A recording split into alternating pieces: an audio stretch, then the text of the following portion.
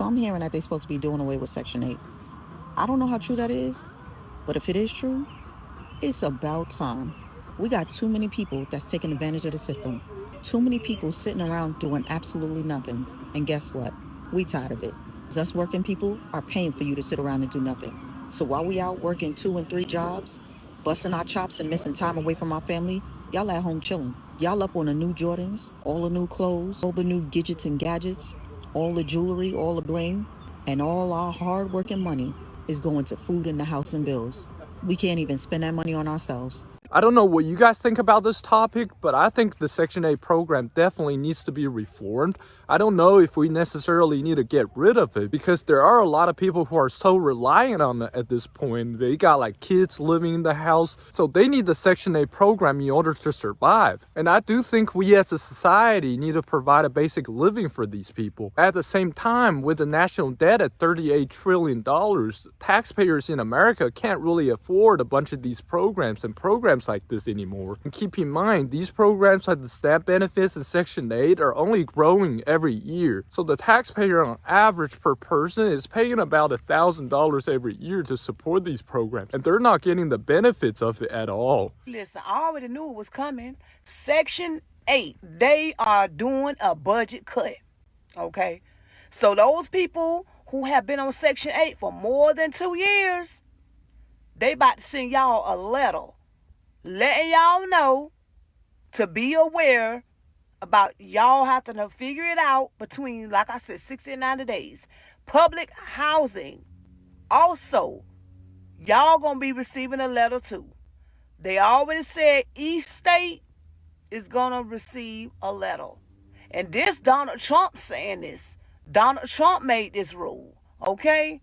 So, they tired of y'all living off Section 8. They sick of it, so they done figured it out.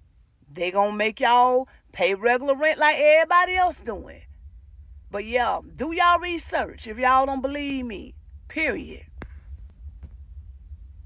I don't know how true this is that the Trump administration is going to reduce the duration that you can stay on the Section 8 program down to 2 years. But this policy change is definitely going to impact a lot of people on the program right now. So while in the long run, it might show net benefits, for the short term, it's going to cause a lot of chaos and instability and confusion. But I do hope this policy works out at the end because taxpayers just can no longer support massive programs like this in the future because we already have so much debt as a country. Some people may be getting put out within the next 2 to 3 months. Also, some landlords will not be getting paid. HUD just announced that they are doing Operation Clean House. They have identified 200,000 tenants nationwide that need to verify their U.S. citizenship in order to get paid. They have to do that within the next 30 days. Okay? If they don't do that within the next 30 days, the landlord does not get paid. The landlord has to do an eviction and put them out.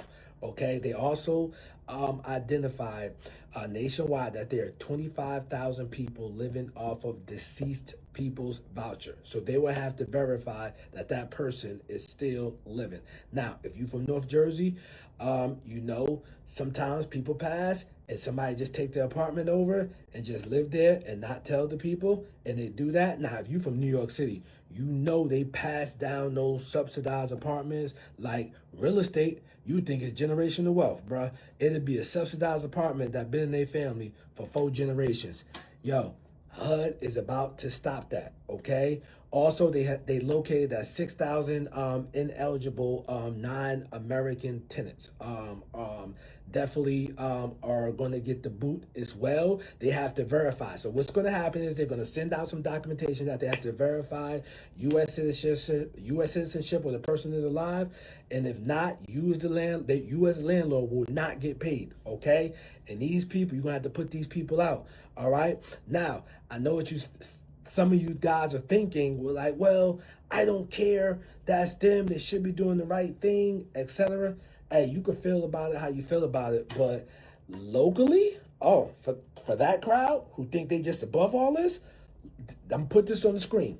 My man just got an email from Section 8 locally, and they said that they are looking to for for some cost saving ways and to cut costs for Section 8 due to funding came up short.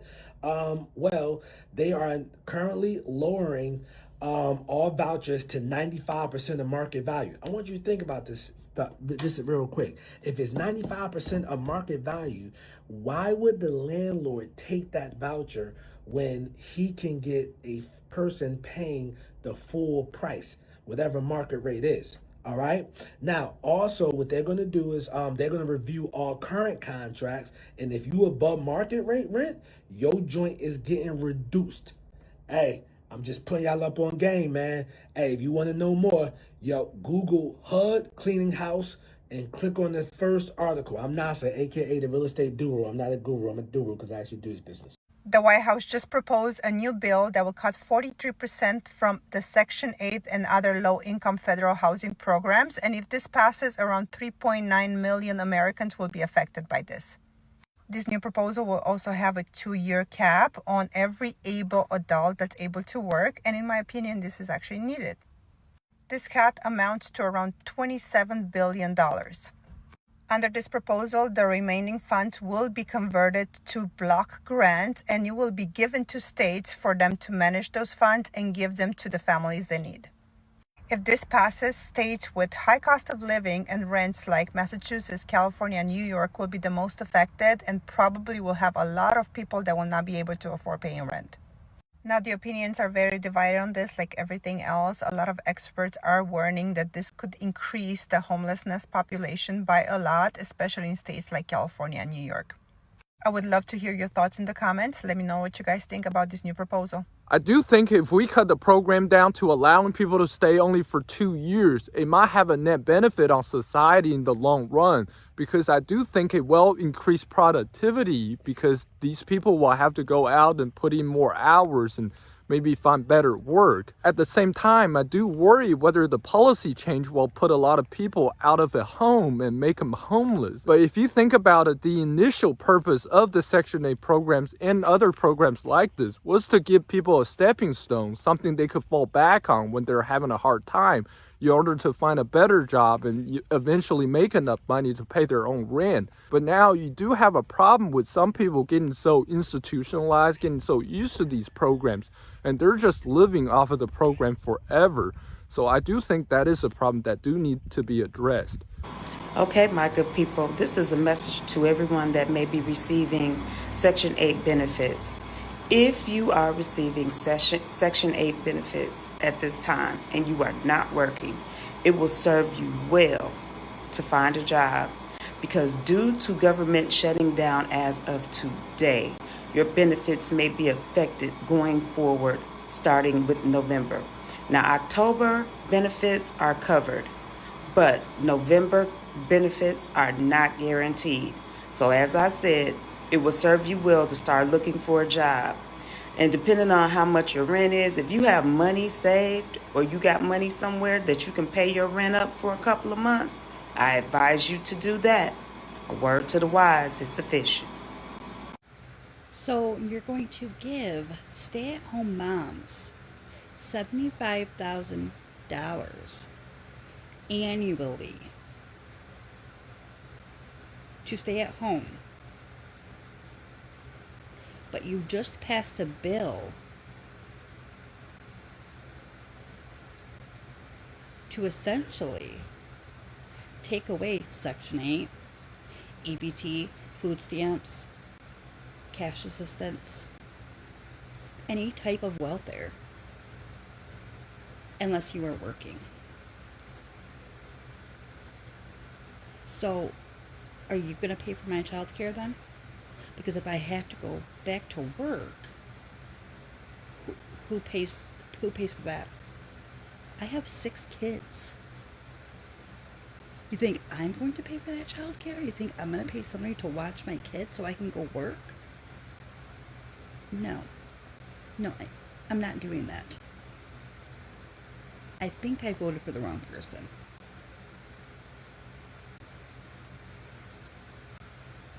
Make it make sense. I'm so happy that Section 8 changing the requirement. Now you can only be on there for 2 years. And thank the freaking Lord. Cause it be so many cases where folks dead ass be on that thing for years. It be to the point they children, grandchildren, great-grandchildren be on that freaking list. That's why the waiting list always be so freaking long. Now, a lot of laws I don't agree with, but that's here nor there. But that one, yes, I definitely agree. Give other people a chance. So now you got 2 years to rack your stuff up, unless you disabled. If you disabled, this don't apply to you. And I feel that's gonna drop sooner or later too. But hey, that's here nor there. But they actually doing something that's making sense. I said what I said. I bet y'all start getting y'all lazy asses up now. It's cracking TikTok. This message is to all family and friends that might be in jeopardy of losing your Section 8 voucher. Hey man, I feel your pain. Trust me. I understand. I feel your pain. And I'm grieving with you. And I want y'all to know this with all love. If you ever find yourself on the street, gonna get kicked out on the street, I want y'all to understand this. Don't call me at all. I don't give a fuck. I don't give a fuck. Listen to me. I couldn't call you motherfuckers to piss on me if I was on fire. So listen here, up close. I love you, but from a distance. You understand me? Good morning. Today is Wednesday, October 1st. Let's get into the shelter and housing perspective about the government shutdown, and let's talk about what we might see and how this might affect you, or if you are on Section 8, you rely on these subsidies, and if you were in a shelter. I'm only going to talk about a couple of things because it's still really too early to go over the most important details. So as we know that the shutdown can have a serious wide range of effects, so let's look at this breakdown on how this may impact shelters, voucher holders, and housing programs. So immediate impacts of the federal government shutdown on shelters and housing programs. So we know that HUD is operating on a slow, or they're halting a lot of their businesses. So most of HUD staffs are furloughed, leaving a small skeleton crew to manage a central task. Renewals for Section 8 project-based rental assistance contracts may be delayed if the shutdown lasts more than 30 days. New grants, contracts, and funding approvals are paused, affecting shelters and housing providers relying on federal support. Okay, housing choice vouchers. Let's get into Section 8 for a second. Payments to landlord may be delayed if HUD systems are inaccessible for funding and runs out. Public housing authorities may face uncertainties and administrative delays, especially if they rely on HUD systems for processing payments. Shelter operations. Shelters funded by federal grants like ESG and COC may experience delays in reimbursements or grant renewals. Staffing shortages at HUD and other agencies can slow down technical assistance, compliance checks, and reporting.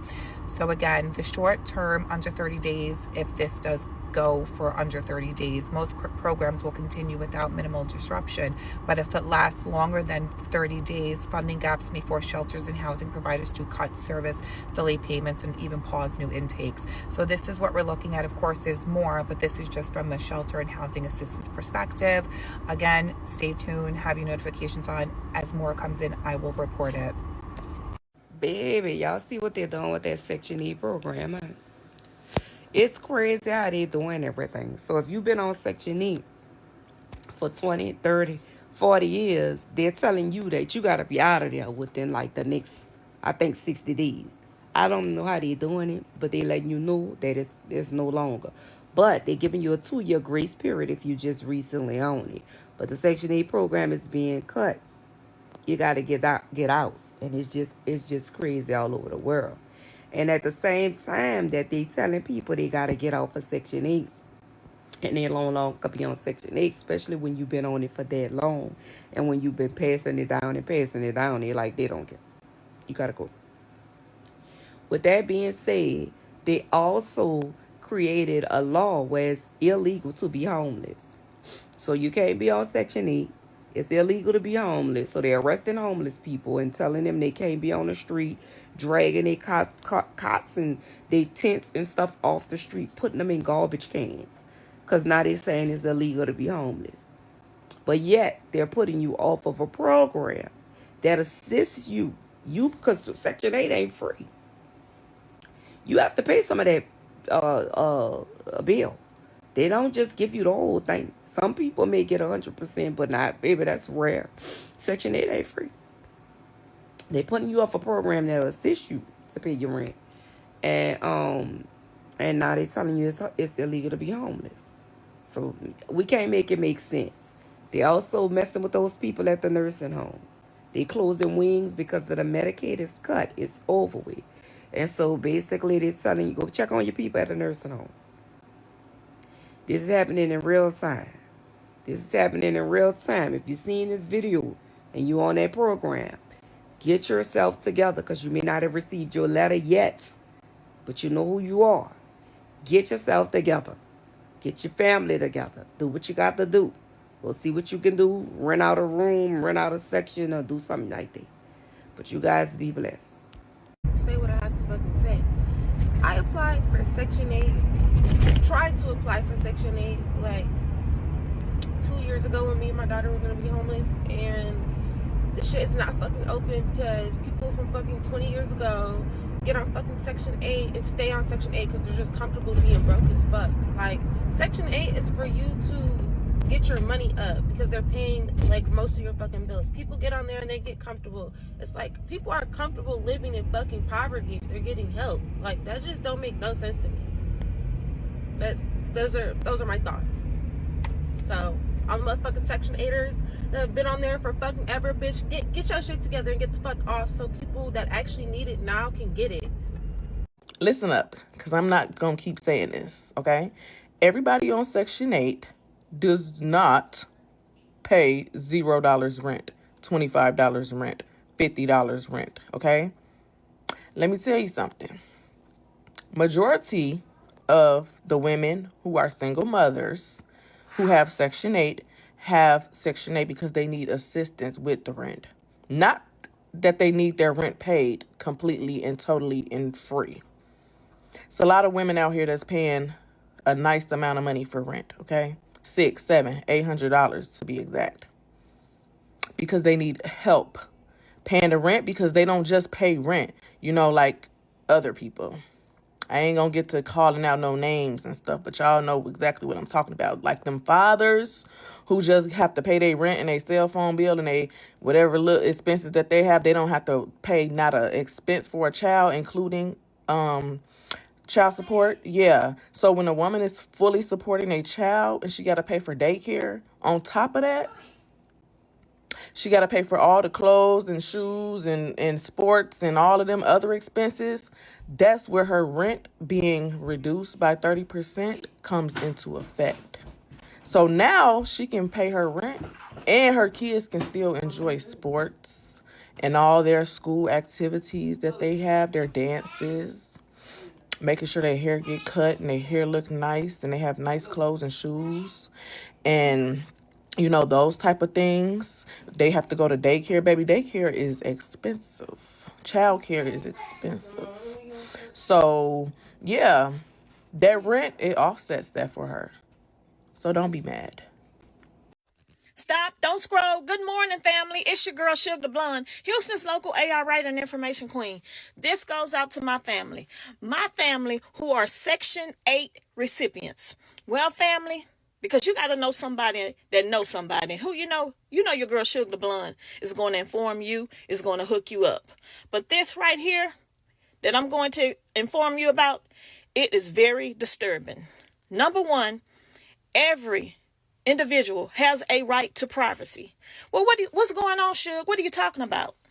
Well, it's been said in certain cities also in Texas have been participating.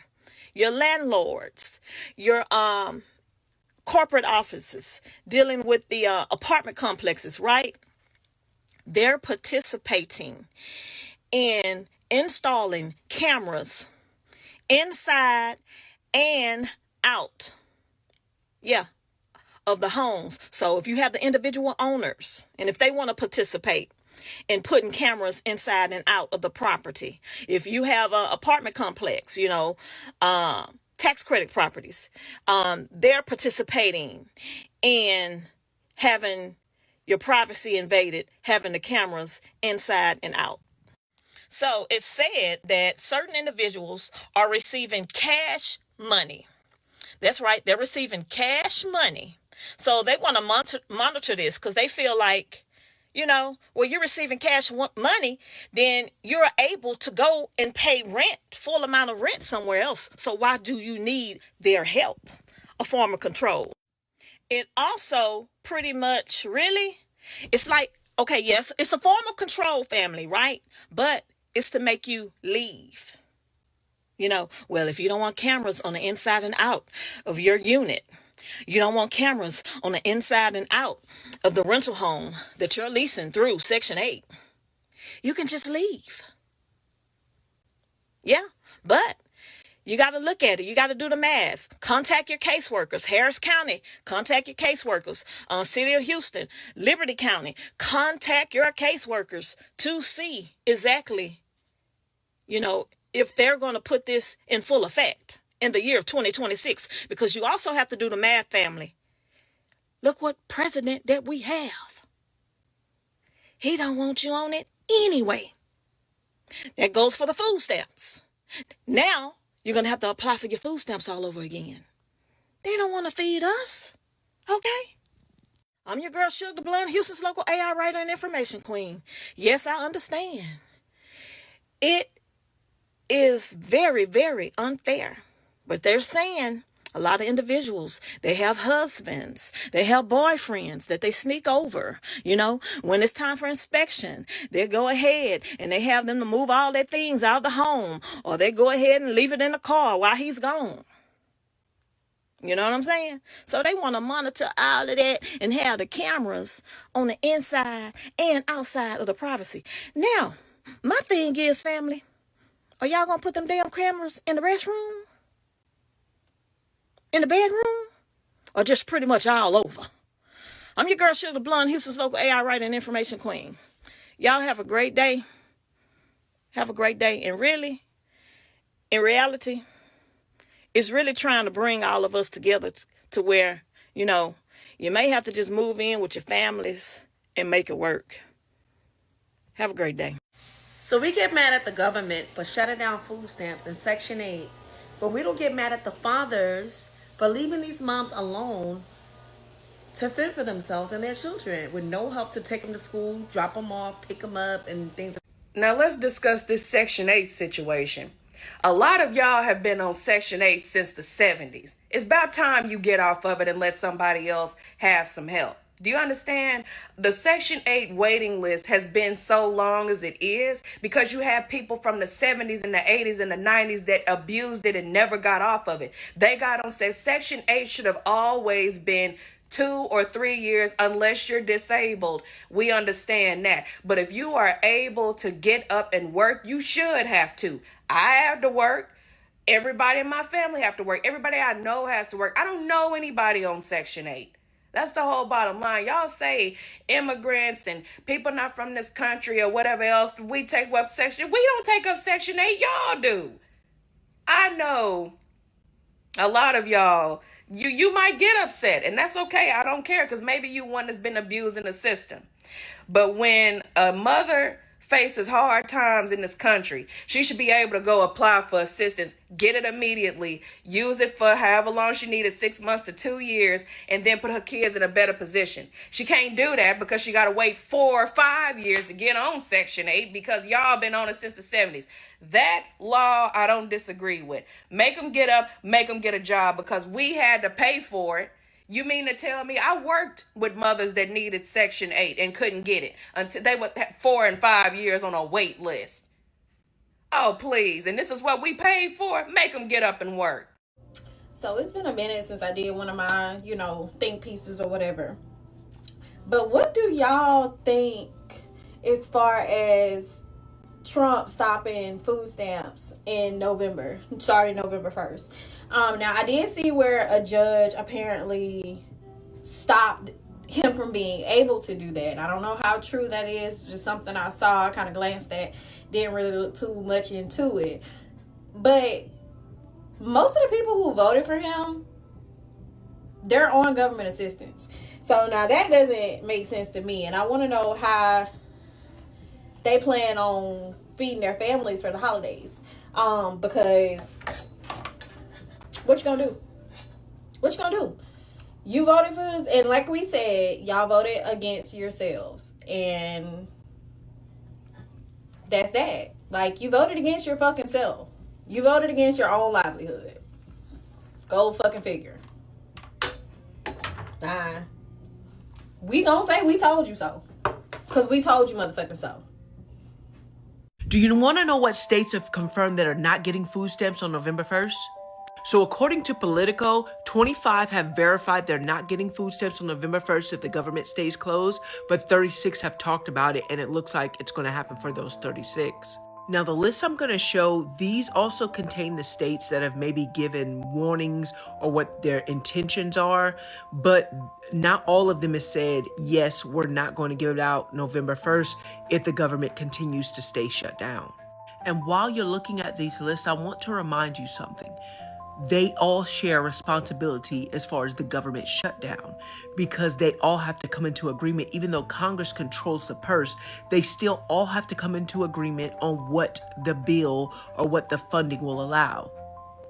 And during President Trump's first term, he had the longest government shutdown in U.S. history, and he vetoed the funding bill that they were trying to pass. He vetoed it 10 times, so they had to go back and forth.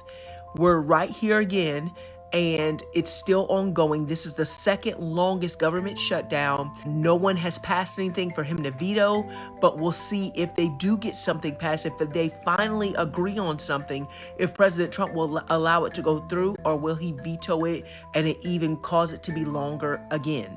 So even if people are trying to place blame, we can't blame it on one party or the other. They both have to come into agreement. And if they both come into agreement, then the funding bill gets passed. It goes to the president's desk. And as long as he allows it to go through, the government opens back up and we can get the people the aid that they need.